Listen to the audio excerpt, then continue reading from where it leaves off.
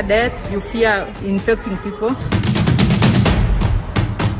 They told me that my lungs were finished.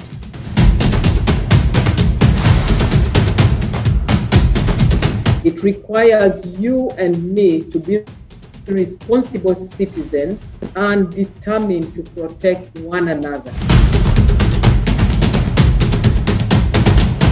WHO has been in constant response mode.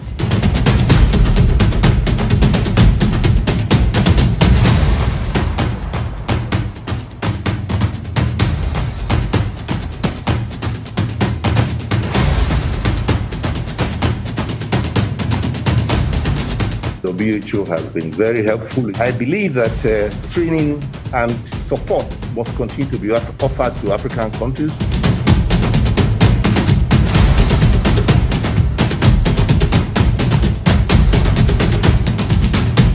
I am delighted because we are going to protect our front healthcare workers for them to be able to serve others.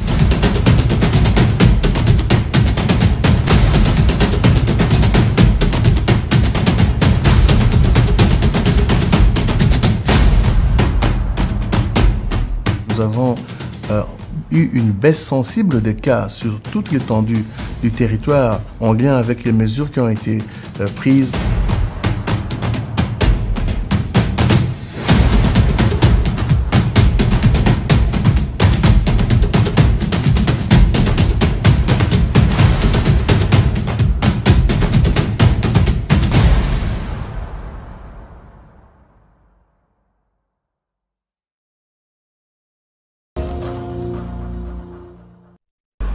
Bonsoir à tous et bienvenue dans votre magazine sociétal. Coronavirus, un mot, une maladie qui continue de s'imposer en sujet dominant de l'actualité. Il s'appelle Stéphane, il s'appelle Georges, elle s'appelle Laura. Ils ont été testés positifs au Covid-19 et en ont été guéris. Ils seront là ce soir pour témoigner pour vous, chers téléspectateurs, dans ce nouveau numéro de Sociétal. Bonsoir Laura. Bonsoir Mireille. Tu peux te présenter à nos téléspectateurs? Bonsoir téléspectateurs, merci de nous rejoindre sur Sociétal. Je m'appelle Laura et j'ai été effectivement testée positive à la Covid-19 et j'ai guéri il y a quelques semaines. Voilà, alors il faut dire que les patients ayant été guéris de la Covid-19 suscitent l'espoir, mais questionnent également sur cette maladie aux symptômes extrêmement variables d'une personne à l'autre. Et justement, ce soir, nous allons parler de la Covid-19, de ton témoignage qui, je le pense et j'en suis sûre, va susciter beaucoup d'espoir chez beaucoup de personnes qui nous suivent ce soir. Et déjà d'emblée, que peux-tu dire pour toi, c'est quoi le coronavirus? Alors pour moi, c'est un virus qui va extrêmement vite, qui peut contaminer beaucoup de personnes en très peu de temps. Et c'est ce que j'ai remarqué vraiment, surtout avec le variant en fait. Du coup, je pense que c'est quelque chose qu'il ne faut pas du tout prendre à la légère et qu'il faut vraiment s'en méfier, quoi. Il faut vraiment s'en méfier, comme tu le dis, parce que selon l'OMS, les courbes de contamination montrent des signaux encourageants. Il faut dire que la troisième vague de coronavirus sur le continent semble s'être stabilisée, mais les cas restent quand même très élevés. Ça, c'est selon l'Organisation mondiale de la santé. Donc, il faut dire que la lutte doit continuer. Toujours, oui, toujours rester vigilant, je pense, parce qu'il ne faut jamais se relâcher. Il ne faut jamais se relâcher. Une équipe de votre chaîne panafricaine internationale est descendue dans les rues de Dakar pour parler à des commerçants, pour parler à des citoyens sur leur perception de la Covid-19. Je me nomme Prince Gay, j'habite dans la région de Kaffrine et je suis un jeune marchand ambulant. Non, bon, avec la pandémie, bon, oui, c'est dur. C'est dur, bon, aussi les clients ne sont pas venus parce qu'ils ont peur de se déplacer, vraiment. Voilà, et c'est ça. Bon. Donc les balles, bon, c'est ici à Colobane. Nous allons à Colobane chaque matin pour acheter des marchandises. Bon, pour venir ici à Gueule Tapée, comme à Petersen, HLM et autres. bon, pour vendre nos marchandises. Mais c'est dur. En tout cas, on ne trouve pas de clients. Il n'y a pas de clients, tu as vu le marché, il n'y a personne. Voilà, c'est ça. Bon, oui, on rentre avant 21h. D'ailleurs, on rentre à 17h, 18h. Des fois, on rentre à 17h, 18h. Oui, c'est un problème. Parce qu'ici, tu sais, avec le changement du climat, avec le temps, et en ce moment-là, on peut vendre beaucoup d'argent. Mais tu as vu, avant 21h, tu rentres et tu viens aussi à 9h, 10h. Bon, il fait un peu froid. Si on nous laisse qu'à 22h, 21h, bon, là c'est bon. Voilà. Et nous lançons un appel solennel au ministre du Commerce, bon, puisqu'il vient au secours les marchands ambulants surtout. Parce que nous sommes très fatigués et c'est dur. C'est dur, nous sommes des chefs de famille et on est des responsables aussi. En tout cas, il y a beaucoup de choses bon, qui ne marchent pas. C'est ça. Pour le vaccin est venu. Man wóolu naa dem ci ñu njëkk a vacciné ñu vacciné balaa ñu vacciné kenn ci marché bi wóolu naa jël sama yaay tam yóbbu ko ñu vacciné ko balaa ñu vacciné kenn parce que tamit defe naa ne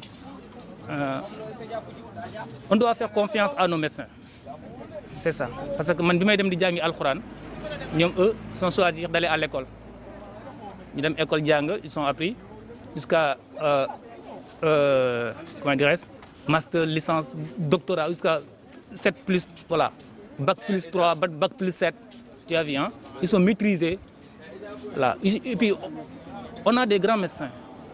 Là aussi, bon, moi, je suis un médecin, comme je suis sama waa kër que buñ ma wala ni ma wóoloo sama famille quoi buñ ma joxee ni may naane noonu laa wóolu samay médecin ndax boo waxee ne bu vaccin bi ñëw du ma vacciner boo feebaree tam ñoom ngay njëkk a xalaat bu sa waa kër feebaree ñoom ngay njëkk a xalaat et puis tamit li mu si wax rek mooy lu tuuti ci olof mooy que la santé avant tout ndax tey bu ñu toog fii di jaay dañu am wér-gu-yaram ñu nekk hôpital xalaatu ñëw fii di jaay te ku ci feebar ku nekk sa xel day daj kër docteur kon donc nañ leen jox confiance dañ xam ne yuruñ ay cuune.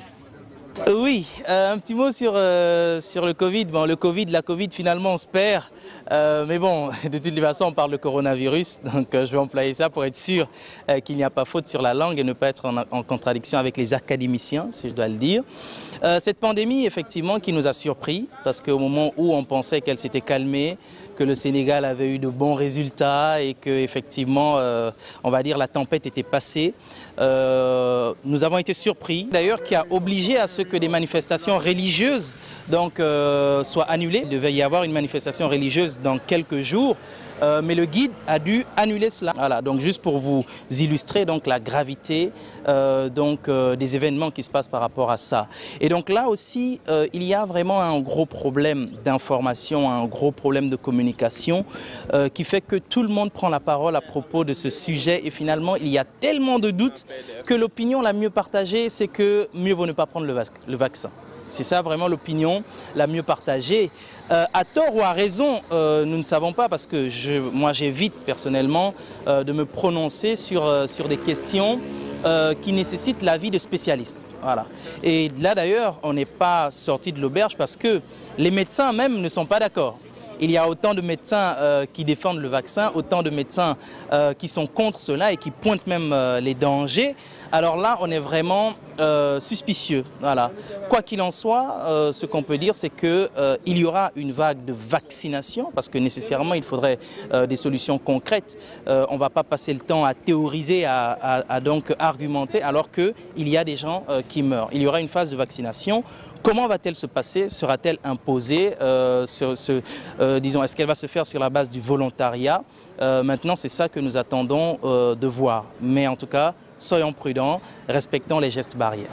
lu may yégal gars yi rek comme Covid bi ñëw na lu ñu waroon xam quoi foo munti dem balaa ngay lekk da nga war raxas sa loxo ba mu set quoi parce que c'est vrai Covid bi wàññi na affaire bi lu bëri bon ci ndogal yàlla tamit mënuñ ci dara quoi lu waroon am ci monde bi am na ba pare quoi ñii di wax affaire bi am na ñii di wax amul quoi de toute façon am na wala amul parce que médecin mu rek moo la digal sa santé quoi comme gars yi ñu ngi xëy chaque jour ñu ngi xëy di wàcc di dugg ci bis yi tata yi yëpp mu ngi fees comme nu mu meloon avant ak nu mu mel léegi ça fait deux avant bu mu ñëwee université fii doo gis sa picc lu dul gardien ñoo fi nekk mais tey gars yi ñu ngi def nice ñu ngi circuler bu baax waaw comme confinement bi gars yi ñu ngi ñibbisi seen kër yi mais ñu ngi yóbbaale corona bi kon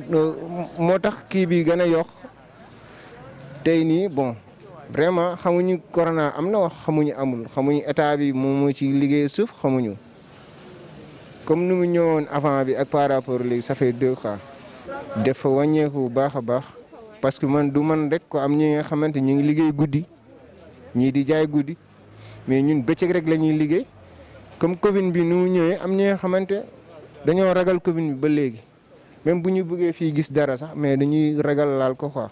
waaw dama vacciné parce que avant vaccin bii nii amoon na vaccin bu fi ñëwoon ñun boobu yàgg na temps xale la ñu woon xaw ma ndax yaa ngi rappelé ko vaccin bii nii bu nekk fii nii loolu pour lan la ba léegi ñun xamuñu lan la comme tey ñun dañuy wax rek dañuy topp coow bi vaccin bi non ak nii bon su fekkee lu baax la na ñëw ñu vaccin ñëpp.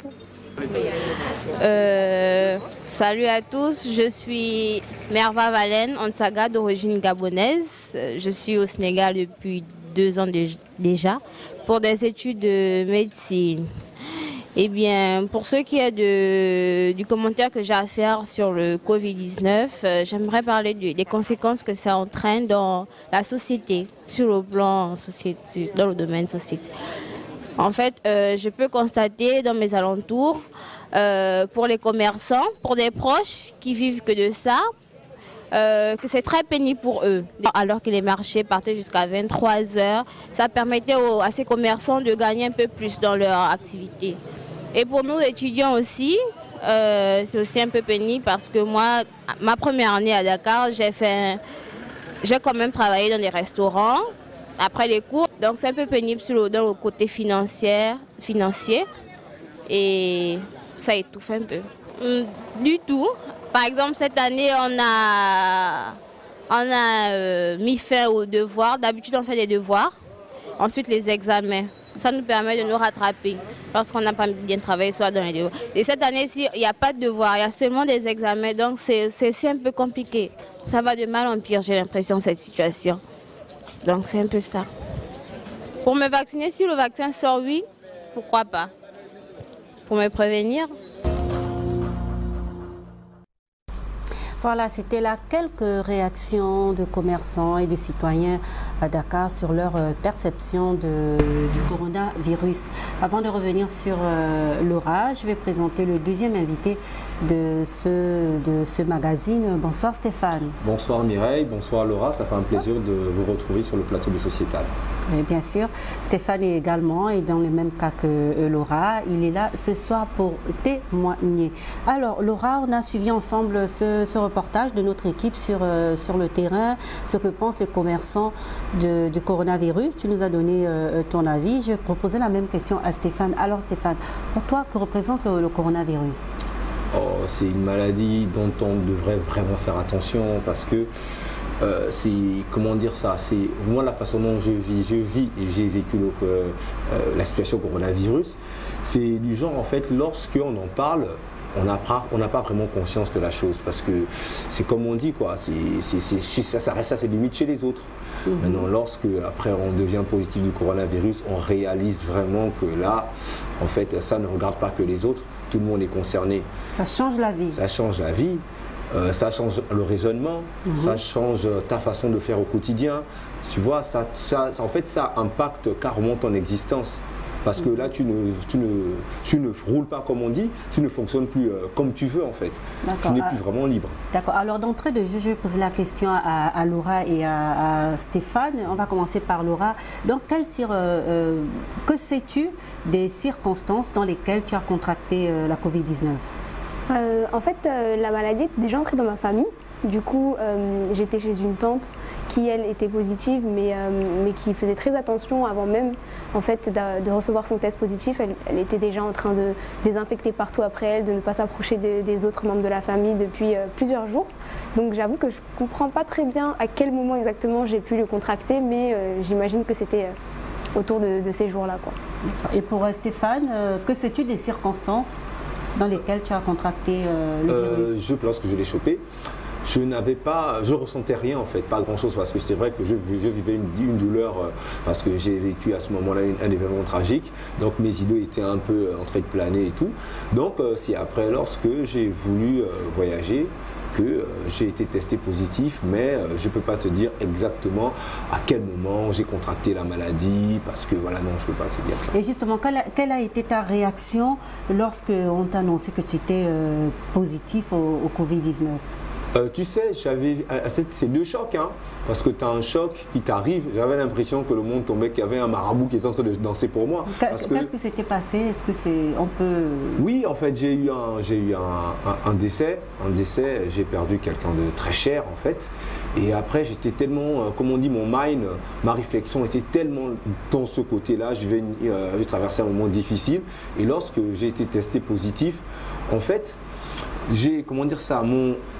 tout mon focus j'étais focalisé que sur le décès, tu vois un peu. C'est vrai, mais j'étais juste déçu, choqué du fait que je ne peux pas voyager.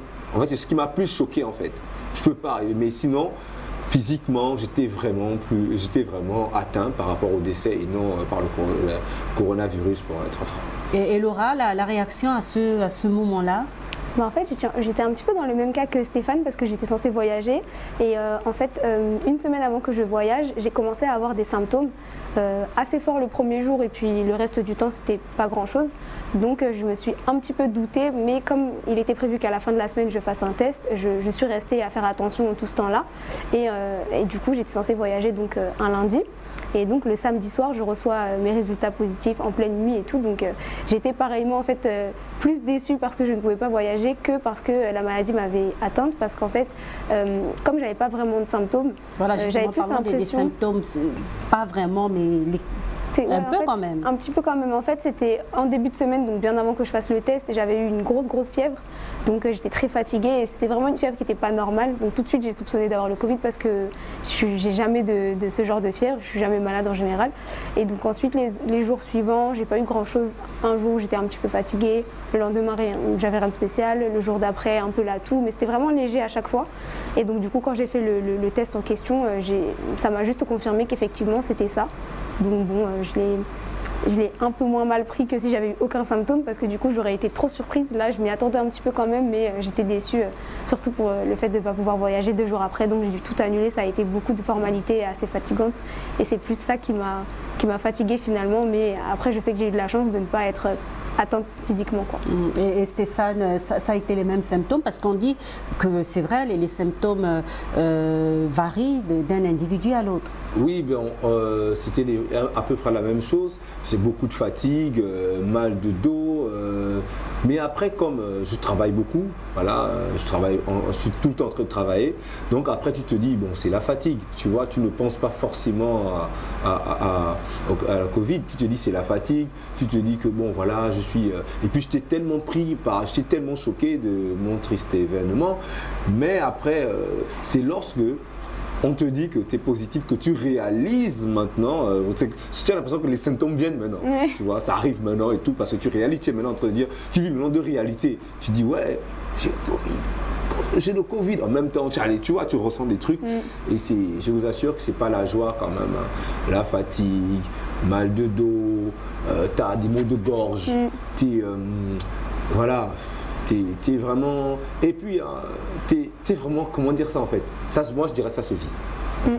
Ça se vit. Et l'avant Covid et l'après, il y a une différence. C'est-à-dire, ce qu'on dit du Covid, c'est vrai, on parle beaucoup de Covid, tout le monde parle de Covid. Donc vous dites, il faut être passé par là pour vraiment réaliser.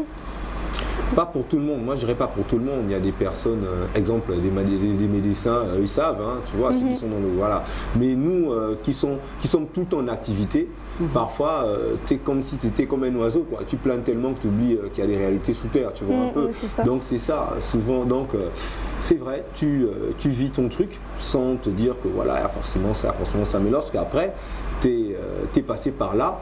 Vraiment, ta vie change dans les habitudes parce que tu ne dis plus jamais ça, tu vois. Donc, qu'est-ce qui change les habitudes?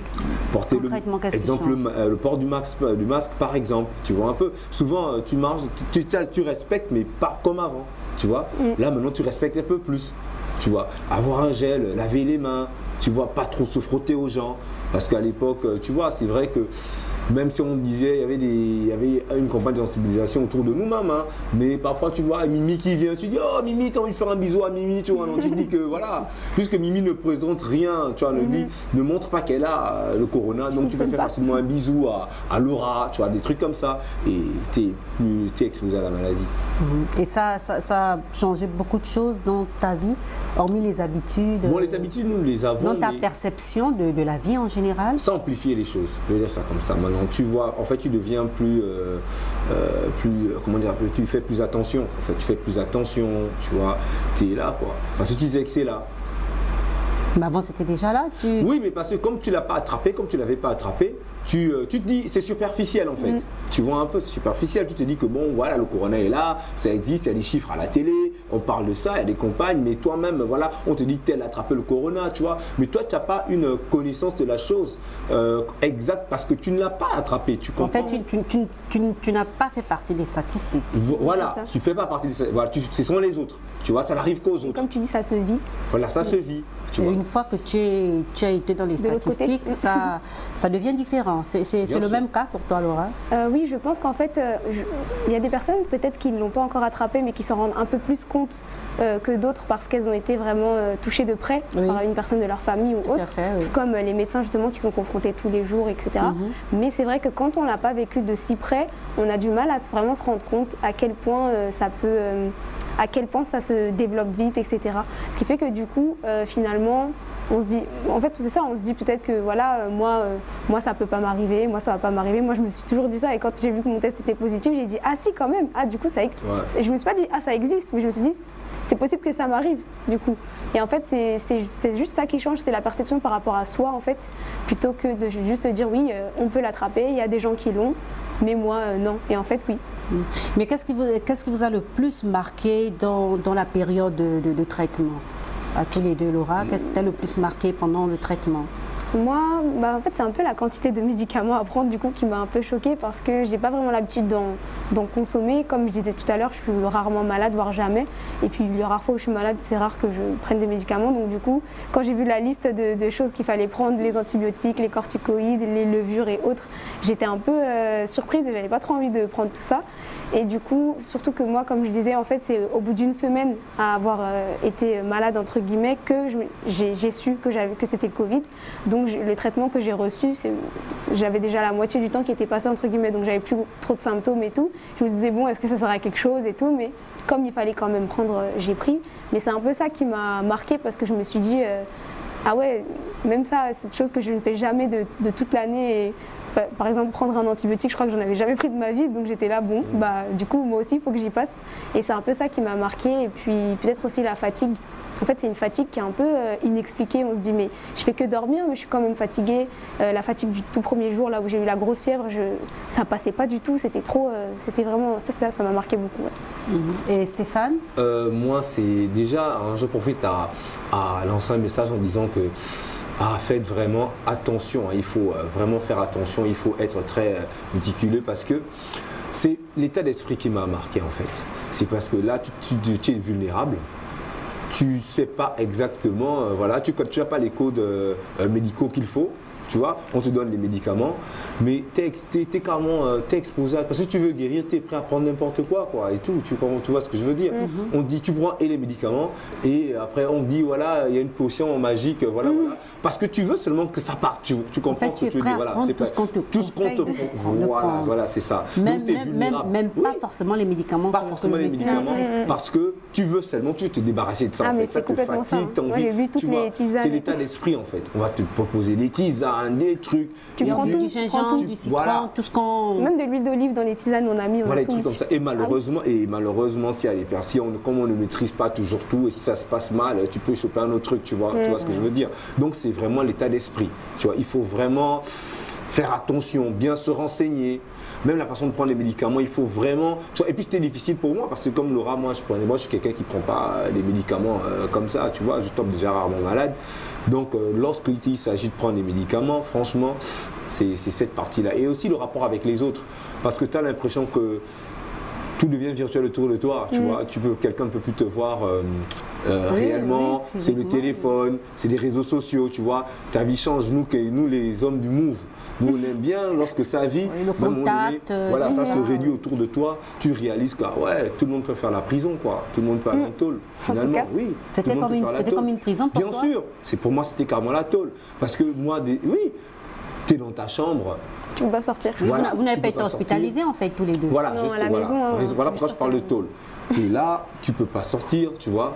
Tu as une prison, tu es masqué déjà parce que tu as une prison d'abord plus étroite avec ton corps. Donc le masque, tu es là, voilà. Si quelqu'un par hasard sonne, plus tu es entre quatre murs, tu te mets à réfléchir, il faut avoir un mental de fer, tu vois, tout ça, c'est des choses des taulards, tu vois un peu.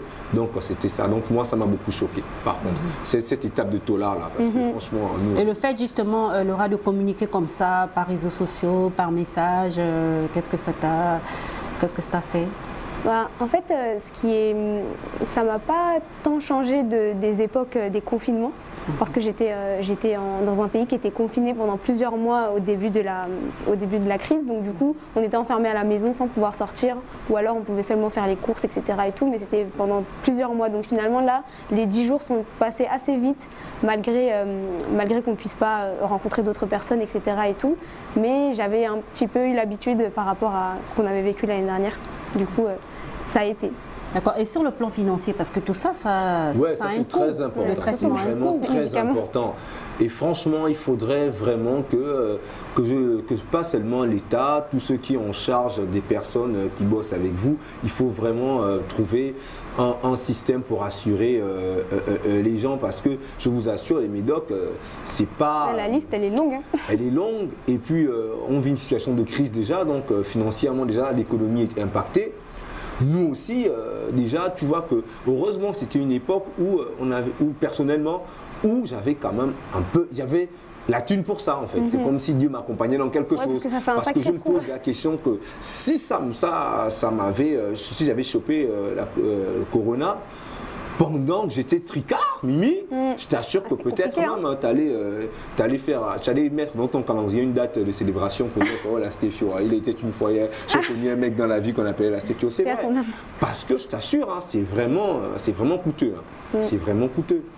Les médicaments, c'est plus de... Excusez-moi, pour ceux qui sont dans le franc CFA, c'est peut-être le médoc, il est peut-être à 20 000 balles. Tu vois un peu, 20 000 balles, man. 20 000 balles, Mimi. 20 000 balles. Un médoc, deuxième médoc, c'est peut-être 15 000 balles. Il y a des boîtes et des boîtes. Tu comprends, c'est des boîtes et des boîtes. À un moment donné, tu vois un peu la situation.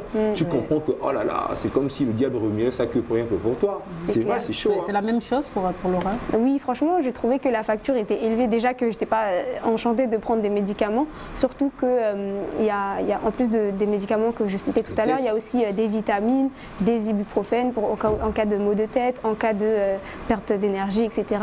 Donc en fait, il y a tout un attirail à avoir, et c'est vrai que si on n'a pas les moyens, déjà on n'a pas la même garantie que d'autres de pouvoir guérir vite. Ouais. Donc ça peut, par exemple, je sais que pour tout ce qui est atteinte des poumons, si on ne le traite pas assez tôt, c'est là où ça peut justement dégénérer, alors que si on prend les médicaments dès le départ, et ben en fait ça va même pas avoir le temps en fait de descendre jusqu'au poumon. Donc c'est plein de petits trucs comme ça qui font que quand on se dit quelqu'un qui n'aurait pas pu du tout se procurer ces médicaments-là, comment il fait? Et peut-être c'est ces personnes-là qui sont les plus atteintes. Et en plus de ça, je trouvais qu'il y avait pas mal de gaspillage parce qu'en fait dans l'ordonnance qu'on nous donne, on a voilà, prenez tel médicament et on reçoit une boîte de 28 alors qu'on en a besoin que de 7. Donc du coup, tout ce qui reste, c'est pour qui? Donc, ce qu'on essaye de faire entre gens, c'est de se donner les autres. C'est que c'est pas des médicaments, c'est pas des médicaments qui soignent le corona, quoi. C'est pas des médicaments comme disons, tu as la toux, il y a un sirop précis, voilà, que tu bois et puis c'est fini, tu vois. Là, c'est un ensemble. Voilà, c'est un ensemble. Un cocktail. Voilà, c'est beaucoup de choses, tu vois. Et c'est vraiment, et ça a un coût très important. Ça commence même par le test. Déjà, le test, il a 25 000 balles, tu vois. Bon, il y a des endroits où le test, il est gratuit. Oui, en fait, par rapport à une situation, Oui, c'était une situation de, voilà, pour les voyages. Pire encore pour les personnes qui sont allées qui sont allés à l'hosto, qui ont été hospitalisés, l'oxygène, tout ça. Oui, le séjour, chaque jour, ça coûte tu comprends, ça, c'est vraiment, sincèrement, il faudrait qu'on crée un mécanisme pour aider les populations vraiment à combattre le coronavirus du point de vue... et sans oublier aussi l'alimentation appropriée. Oui, c'est ça, parce que du coup, comme on essaye justement de suivre un peu toutes les recettes de tisane et tout qu'on essayait de boire pour guérir plus vite, pour guérir mieux, et ben il y a aussi en fait plein d'aliments qu'il vaut mieux éviter pour pouvoir garder son système immunitaire en bonne santé, et d'autres qu'il vaut mieux consommer. Voilà, c'est ça. Donc, s'il faut changer en plus de régime alimentaire pendant toute la période, c'est vrai que ça a un coût aussi et il faut y penser. Et puis après, quand ça passe, on est content, mais quand on regarde après dans le compte, c'est compliqué pour tenir jusqu'à la fin. Et il y a le traitement pendant Corona et après Corona. Tu parles d'alimentation, moi ça me fait, il y a une étape que peut-être on n'a pas soulignée. Lorsque tu attrapes le coronavirus, tu perds le goût. Ah oui. Tu vois un peu, donc l'alimentation, tu comprends qu'à un moment donné, ça t'énerve même, quoi, tu vois. C'est clair. Ça t'énerve. Tu te demandes à quoi ça sert, en fait. À quoi ça sert, quoi. Tu manges, mais sans... Tu ne ressens rien du tout. Aucune ambiance. Il n'y a pas de goût, tu vois, tu perds le goût. Donc, en termes d'alimentation, changer de régime, en fait, à quoi ça sert, quoi. En fait, tu ressens... En fait, tu vis... Par exemple, quand je parle de prison, tu comprends, tu es vraiment en prison, quoi. Tu n'as aucun plaisir. Tu manges quelque chose dont tu n'as pas accès à la saveur de l'aliment, tu comprends. Tu es vraiment en prison, c'est vraiment une tôle, quoi. Une tôle vraiment. Et Stéphane Laura disait en début d'émission, elle me disait, bon, moi je sentais une odeur et elle me disait, mais j'ai pas vraiment retrouvé l'odorat. Ouais, toujours pas. Ça fait ça plusieurs semaines que je suis guérie, mais j'ai toujours pas retrouvé l'odorat à 100%, ni le goût à 100% d'ailleurs. Je pense que les deux sont un peu liés. Et du coup, ça me surprend toujours parce que ça fait quand même un moment que je suis guérie. Moi, je pense que c'est un processus, comme parce que le médecin, le pharmacien me parlait de ça. C'est un processus en fait. Ça peut mettre des mois. Vous avez parlé de votre témoignage qui n'est pas fini. On va continuer, mais nous allons également, nous avons posé les mêmes questions à une autre personne également qui a été testée positive et qui en est guérie. Et puis nous allons ensemble suivre ce qu'il nous dit de son témoignage. Alors je pense que, en tout cas c'est mon avis, je pense que ce qu'on vit dans le corona est 1000 fois plus dangereux que ce qu'on dit du corona. Ce qu'on dit du corona, respectez les gestes barrières, portez votre masque, respectez la distanciation physique, un certain nombre de choses en tout cas. Mais ce que vous vivez dans le corona, eh bien, c'est difficile. Vous êtes complètement cassé. Vous avez mal partout. Pour certains, c'est des maux de tête difficiles à supporter. Pour d'autres, c'est des fièvres. Il faut dire que avec le corona, le plus grand danger, c'est que des fois, vous ne savez pas que vous l'avez. Et puis, il vous ronge tout votre système respiratoire et en quelques heures, en quelques jours, c'est fini. Donc, ce qu'on vit dans le corona est nettement plus dangereux que ce qu'on dit du corona. Même quand les médecins parlent, je crois qu'il va falloir insister pour dire que, et ça, tous ceux qui l'ont eu, tous ceux qui ont eu le corona, peuvent témoigner, vivre le corona est extrêmement douloureux, extrêmement difficile et il faut le dire, vous frôlez la mort ou bien vous mourrez. Est-ce que dépasser le corona, survivre au corona a changé quelque chose dans votre vie ou vous a fait changer vous? Le corona fait forcément changer la façon de voir la vie. D'abord, vous devez apprendre à lutter. C'est vrai, vous êtes soumis aux médicaments, aux traitements des médecins, de tout le personnel médical, tout le personnel soignant. Vous êtes soumis à eux. Vous êtes soumis à un respirateur qui vous permet de remonter vos capacités respiratoires parce que c'est très important. Mais il faut dire que vous devez faire preuve d'une force mentale terrible parce que votre voix même change, vous ne reconnaissez pas votre voix, vous ne vous reconnaissez pas, vous perdez l'odorat, vous perdez le goût des choses et forcément ce genre de situation-là vous fait revoir la vie d'une autre façon. Et même quand je dis vous faire revoir la vie d'une autre façon, vous repassez même votre vie. Vous repassez votre vie et des fois même, moi j'ai envie d'être méchant pour effrayer et faire en sorte que ceux qui n'y croient pas y croient. Vous imaginez vos obsèques. Vous imaginez vos obsèques, vous vous dites je vais mourir, je ne vais pas, mon corps ne sera pas transféré dans mon pays, voilà, qui pourra venir à mes obsèques? Ouais, c'est des questions comme ça que vous êtes confrontés. Et donc, voilà, cela veut dire que la chose est très sérieuse.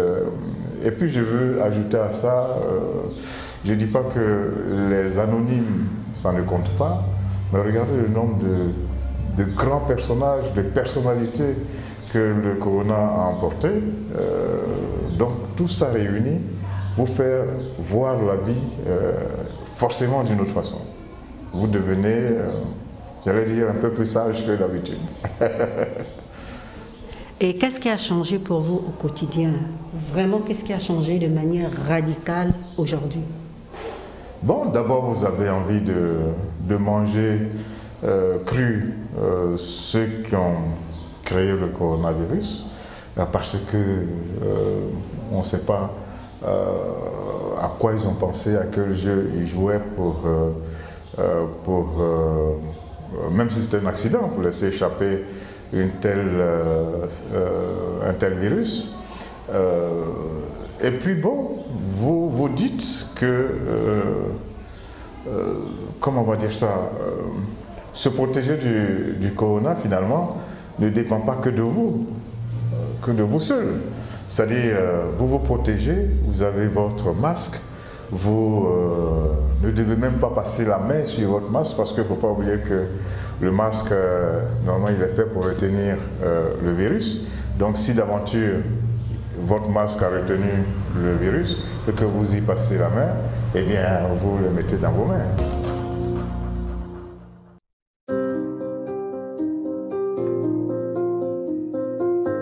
Right now, Africa is up to 50 million doses short of what we need to fully vaccinate the most vulnerable 10% of our people by the end of September. We've seen a fourfold increase in shipments in the last month, with 21 million doses delivered in August alone, and many countries are picking up the pace. 11 African countries have already hit this target, and around 13 might meet it at today's pace of deliveries and vaccinations.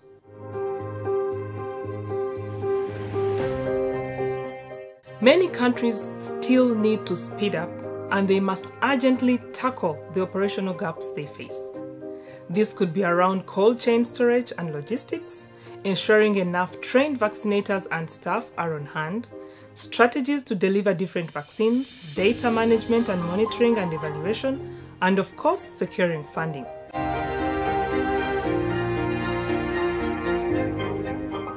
As a co-lead of the COVAX facility, we are sourcing for vaccine supplies. We are also helping countries to plan, coordinate, budget and continually refine all areas of their vaccine rollouts. Our teams are on the ground giving real-time advice and assistance across Africa.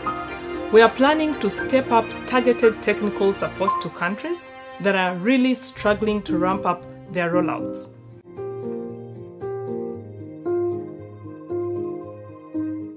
That's a long way off, but at the current pace, that may be around mid to late 2022 for a few African countries and into 2023 for most. But shipments of vaccines are speeding up and many African countries are upping the pace of their rollouts, so I am optimistic that with focus and dedication, we can hit the goal faster.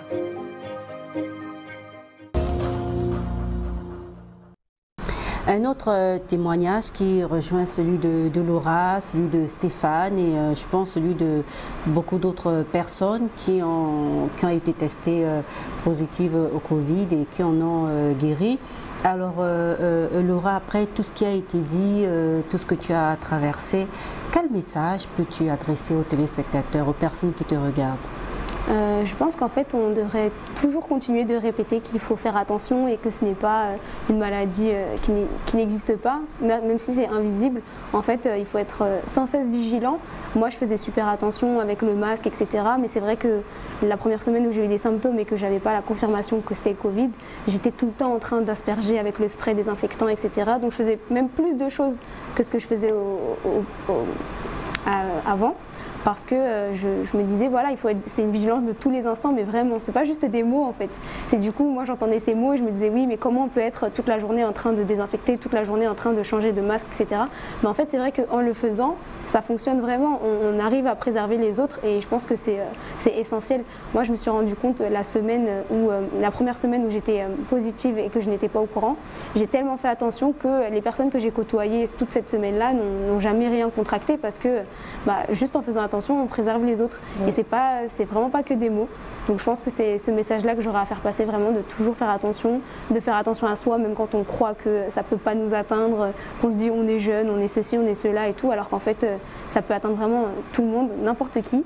Et moi-même d'ailleurs quand je l'ai attrapé, il y a ma petite sœur aussi de 14 ans qui l'a eu en même temps que moi, donc on pourrait se dire que moi j'aurais pu l'avoir mais pas elle, ou que notre tante aurait pu l'avoir et pas nous, mais finalement non, en fait on l'a toutes eu et tout le monde peut y passer en fait. Et Stéphane? Non, dire tout simplement que c'est réel, vraiment c'est réel et vraiment il faut faire attention, il faut vraiment respecter les mesures barrières. Il ne faut pas vous dire que c'est parce que c'est juste des chiffres, c'est juste de l'information, non, c'est réel quoi, on peut vraiment choper. Et puis j'ai aussi un message pour ceux qui ont le coronavirus quoi, pour dire de ne pas avoir honte. C'est pas une maladie, voilà quoi, c'est pas quelque chose de... Tout le monde peut le choper, hein. On a vu les hommes politiques, hein. Les hommes politiques le choper, on a vu, ils sont remis, on a vu des stars choper le coronavirus, donc il ne faut pas avoir peur de faire vos tests. Il ne faut pas avoir honte, voilà. Dès qu'il y a un petit symptôme, quelque chose, il vaut mieux... Voilà, il vaut mieux aller se faire tester. Il ne faut pas se cacher aussi. Il ne faut pas se cacher. Voilà, il y a tellement de personnes qui le transmettent en ne voulant pas dire qu'elles l'ont. Et aussi ceux qui ont des frangins ou bien ceux qui ont de la famille, qui ont le coronavirus, il ne faut vraiment pas les lâcher, quoi. Il faut vraiment apporter un soutien moral.